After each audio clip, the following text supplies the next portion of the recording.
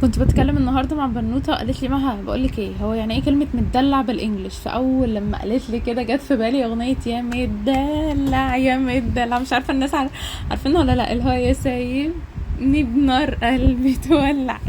على طول الاغنيه اشتغلت في بالي. ف يعني ايه كلمه متدلع؟ اول حاجه كلمه بيت. كلمه بيت الناس بتفتكرها اللي هي حيوان اليف، وده كده لما تيجي اسم. تمام. اما كلمة بقى متدلع نفسها، اوكي، لو جت فعل هتبقى بيتدلل او بيتدلع. يعني انا ممكن ما اقول he patted his son's head to comfort him، اللي هو كان بتدليل راس ابنه لطمئنها، اوكي، او اللي هو بيدلل راسه. تمام. I can say my grandma's pet name for me is Moon، اللي هي الاسم اللي هي بتدللني بيه جدتي او بتدلعني بيه، اللي هي كلمة مثلا مون.